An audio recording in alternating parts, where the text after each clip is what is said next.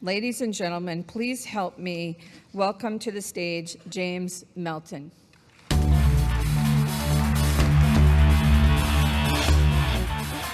you. I appreciate that very much. Thank you. Good afternoon. It's good to see your bright and sparky faces here. I want to start with a little story, if I may. A friend of mine, Ron, was going to the bank, and Jason, his son, wanted to go with him. So they went to the bank, and Ron was walking in, and he said, "Wait here for me, Jason, I'll be right back." So Jason saw Ron walk to the teller, cash the check, get the change, and counted the money, and started walking back. And halfway between the teller and Jason in the doorway, Ron stopped again and counted the money with a perplexed look on his face. Then continued walking and went outside, and Jason looked up and said, "What's wrong, Dad?" He said, "Son, we have a problem. The teller has given me $100 more than she should have. We have a real ethical dilemma. Should we or should we not tell your mother?"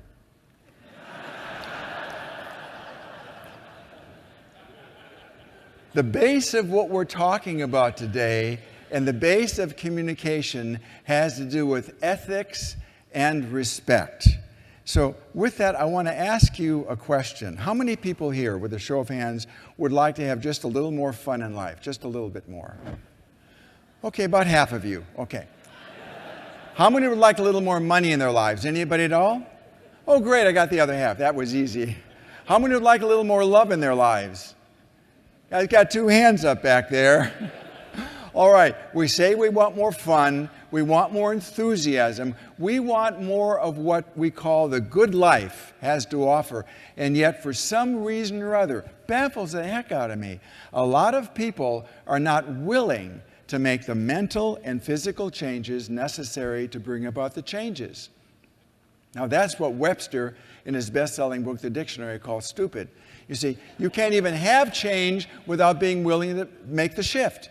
And the shift I'm talking about is simple.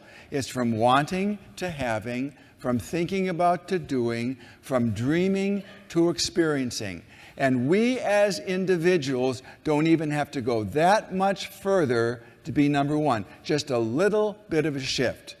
There are some questions that I ask myself on occasion, and I'd kind of like you to pose those questions to yourself right now. Just 5 of them. How's my business? Do I love it? Is it exciting? Do I love getting up in the morning and going to work? Do I enjoy the holidays, all 365 of them? Number 2, how are my relationships? Do I get along well with people? Am I fun to be around? Do I like people? Do people really like me? Number 3, how's my health? Am I vibrant, vivacious, enthusiastic, in tune with life? Or do I get up at the crack of noon if they let me? Think about it. Number 4, how is my love life? It's very important. Number 5, how is my financial situation? Now, the lights are bright, but I can say, get your mind off your love life and get on your financial situation. We don't get into the psychic portion of the program. We're going to be talking about how to communicate with impact and authority. So, with that in mind, communication is the first element that we're going to be discussing. And communication is a key ingredient. Communication is simply a two-way exchange of information which is intended to produce a desired response. So often, if we just get clarity with 3 words, what do you mean? What did you say? Explain it to me, however you want to put it. And I mean, the way we say things is critical. The old statement, I know you believe you understand what you think I said, but I'm not sure you realize that what you heard is not at all what it meant, is in fact true. What do you mean? Lee Iacocca put it this way when he was talking about an evaluation of an executive. He says there's one thing I hate to see on anyone's evaluation, no matter how talented the guy is, and that's the line, he has trouble getting along with people. He said, to me, that's the kiss of death. You've just destroyed the guy, because that's all we've got around here. No dogs, no apes, just people. And if he can't get along with his peers, what good is he to the company?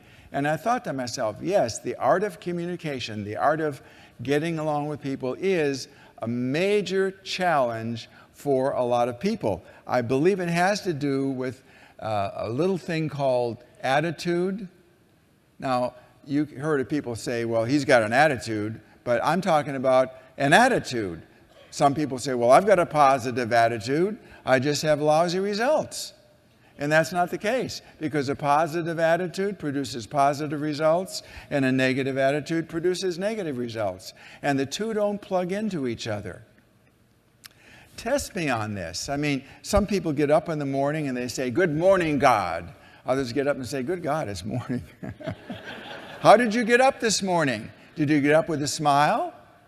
I mean, really, I'm serious. Test me on it. You're going to fly back home maybe tomorrow or Thursday or Friday or spend a few extra days here in Indianapolis. I'm not sure. But when you get on the plane, walk by the flight crew and say, hi, guys, how are you doing? How would you feel if they said, geez, are we tired? You want to get out of there because you want to fly with positive people.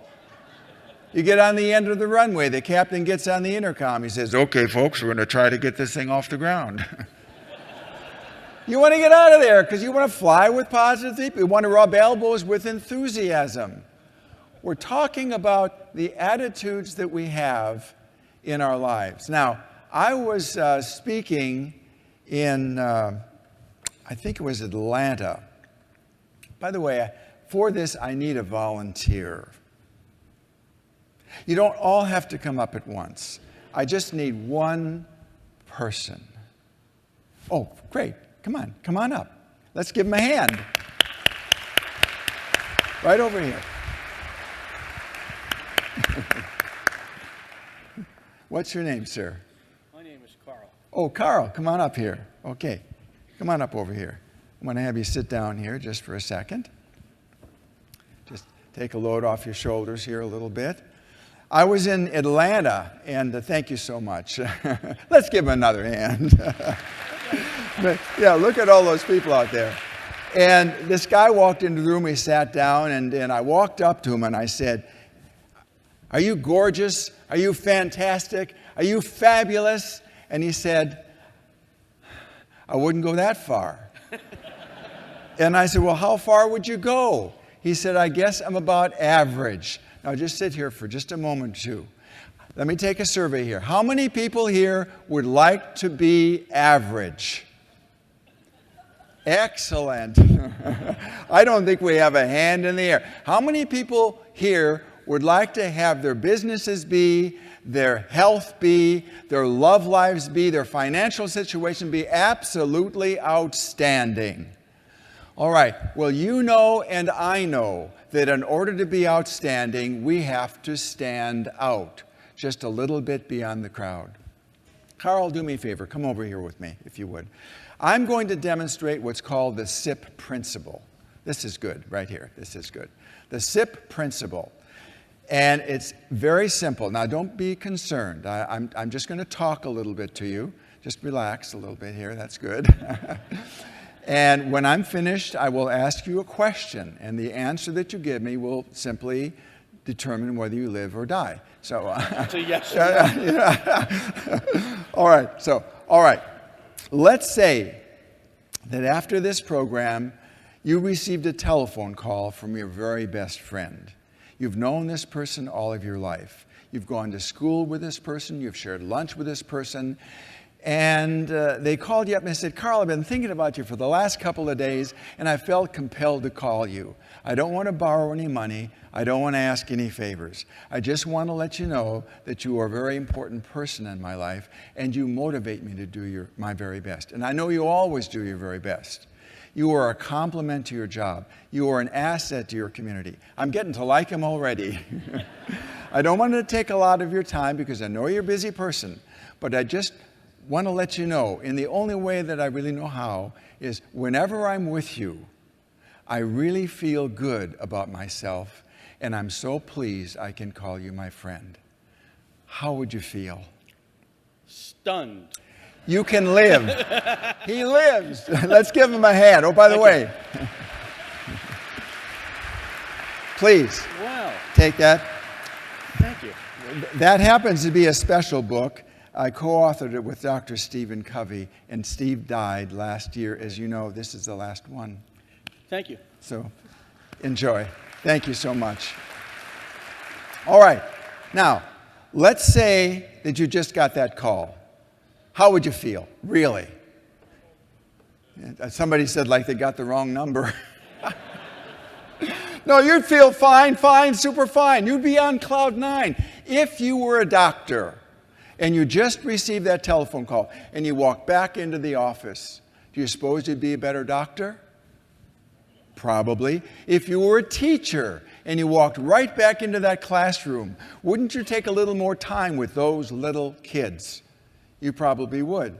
If you were a student, an accountant, a manager, wouldn't you be a little more perceptive in the world around you? Most likely.